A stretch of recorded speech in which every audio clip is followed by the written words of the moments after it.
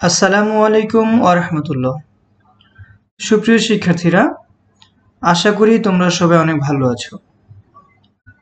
তোমাদের চতুর্থ সপ্তাহের অ্যাসাইনমেন্ট নিয়ে আজকে কথা বলবো। আজকে আমি কথা বলবো অষ্টম শ্রেণীর বিজ্ঞান বিষয় নিয়ে। তো তোমাদের বিজ্ঞান বিষয়ের ষষ্ঠ অধ্যায় অর্থাৎ পরমাণুর গঠন থেকে তোমাদের এবার কোশ্চেন দেওয়া হয়েছে। তো তোমরা একটু কোশ্চেনটা দেখে নাও।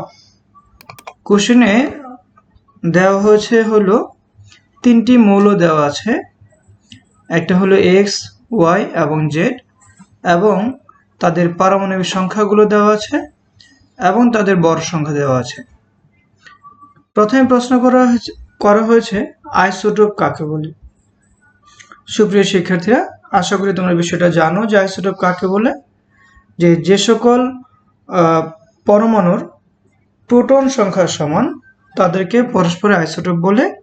এটাকে আরেকটা ভাবে বলা যায় বিভিন্ন ভর সংখ্যা বিশিষ্ট একই মৌলের পরমাণুকে ওই মৌলের আইসোটোপ বলা হয়। এই হলো আইসোটোপের সংজ্ঞা। তোমাদের কাছে সেকেন্ড যে কোশ্চেন চাওয়া হয়েছে, পারমাণবিক সংখ্যা বলতে কি বোঝো। আমি আবারও বলতেছি, পারমাণবিক সংখ্যা বলতে কি বোঝো। তাহলে পারমাণবিক সংখ্যা বলতেই আসলে আমরা বুঝি প্রোটন সংখ্যা। অর্থাৎ আমরা যদি সরাসরি সংজ্ঞায় চলে যাই, কোনো মৌলের পরমাণু নিউক্লিয়াসে বিদ্যমান প্রোটনের সংখ্যাকে পারমাণবিক সংখ্যা বলে। যেমন হাইড্রোজেনের একটি পরমাণুতে একটি প্রোটন আছে, তাহলে হাইড্রোজেনের পারমাণবিক সংখ্যা হলো 1।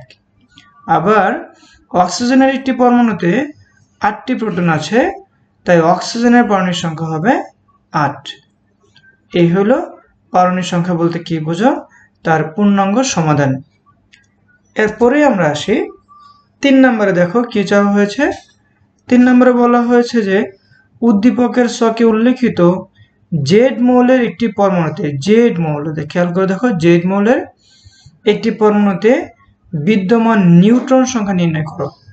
দেখো এখানে দেওয়া আছে পারমাণবিক সংখ্যা, ভর সংখ্যা, কিন্তু নিউট্রন সংখ্যা কি এখানে দেওয়া আছে? না, দেওয়া নাই। এটাই এখানে প্রশ্নে চাওয়া হয়েছে। তাহলে এখন আমরা নিউট্রন সংখ্যা কেমনে বের করব। আপনারা সবাই জানার কথা যে নিউট্রন সংখ্যা হলো মূলত এটা ভর সংখ্যার মধ্যে থাকে। আমরা জানি ভর সংখ্যা সমান সমান প্রোটন সংখ্যা যোগ নিউট্রন সংখ্যা। আর উদ্দীপকে দেওয়া ছিল জেড মৌলের পারমাণবিক সংখ্যা হলো 6 এবং জেড মৌলের ভর সংখ্যা হলো 14। তাহলে যেহেতু আমরা জানি ভর সংখ্যা সমান প্রোটন সংখ্যা বা পারমাণবিক সংখ্যা যোগ নিউট্রন সংখ্যা, সুতরাং জেড মৌলের ভর সংখ্যা সমান হবে জেড মৌলের প্রোটন বা পারমাণবিক সংখ্যা যোগ জেড মৌলের নিউট্রন সংখ্যা, ঠিক না? তাহলে আমাদের বের করতে হবে জেড মৌলের নিউট্রন সংখ্যা।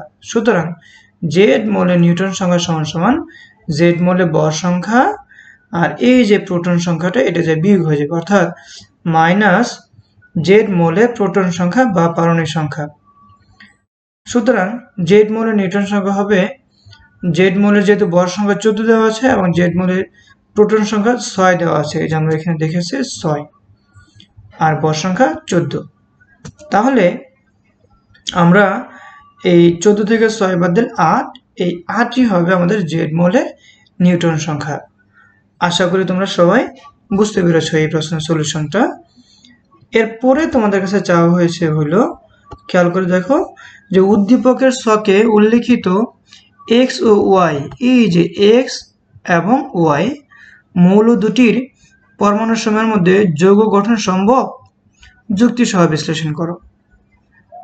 খেয়াল করে দেখো, যেহেতু এক্স মৌলের পারমাণবিক সংখ্যা হলো 17, আর আমরা জানি যে 17 পারমাণবিক সংখ্যা বিশিষ্ট মৌলটি হলো ক্লোরিন, আর ওয়াই মৌলটি যেটি যার পারমাণবিক সংখ্যা হলো 11, আর আমরা জানি 11 পারমাণবিক সংখ্যা বিশিষ্ট মৌলটি হলো সোডিয়াম, আর সোডিয়াম এবং ক্লোরিন অবশ্যই বিক্রিয়া করবে, এটা আমরা জানি।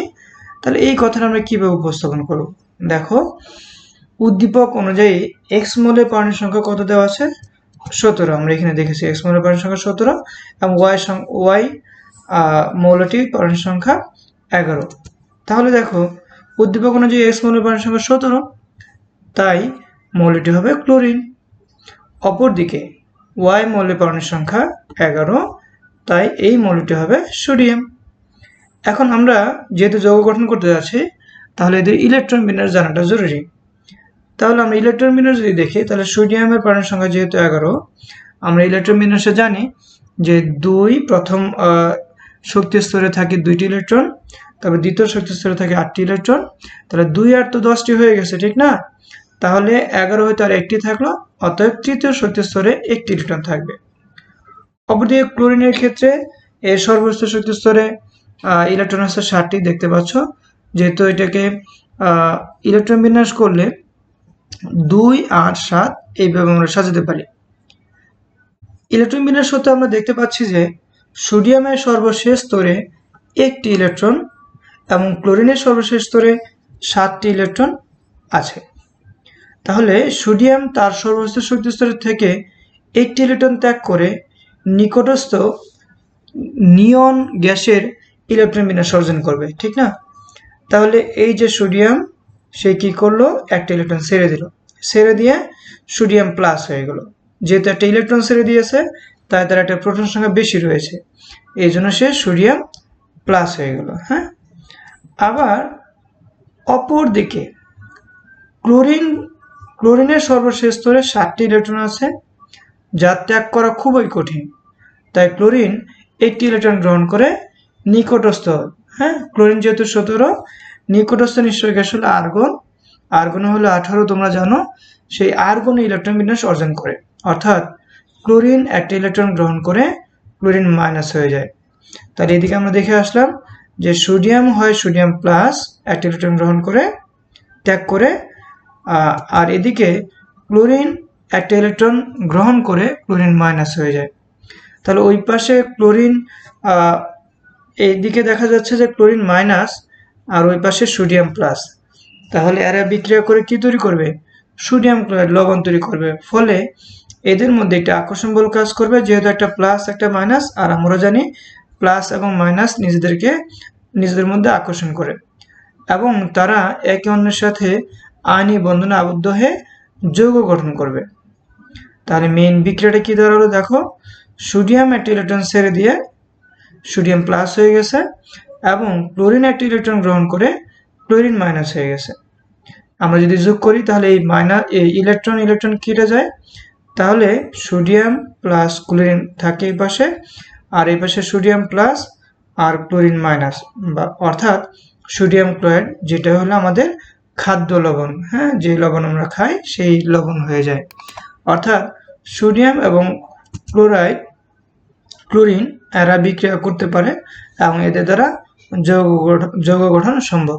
এই তো দেখা যাচ্ছে লবণ নামে একটি যৌগ গঠন করছে সোডিয়াম ক্লোরাইড, লবণ। আচ্ছা, এই হলো তোমাদের পূর্ণাঙ্গ সমাধান প্রশ্নের। আশা করি তোমরা সবাই ভালো করে বুঝতে পেরেছ।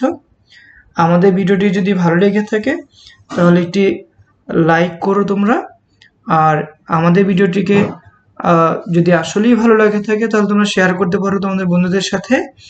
আর সেই সাথে আমাদের অ্যানেক্স স্কুল ইউটিউব চ্যানেলটিকে তোমরা সাবস্ক্রাইব করে রাখো, আর পরবর্তী যে কোনো ভিডিও পাওয়ার জন্য অবশ্যই নোটিফিকেশন বাটনটি ক্লিক করে রাখো। তাহলে তোমরা সবাই ভালো থেকো। পরবর্তী ভিডিওতে আবার দেখা হবে ইনশাআল্লাহ। আল্লাহ হাফেজ। আসসালামু আলাইকুম ওয়া রাহমাতুল্লাহ।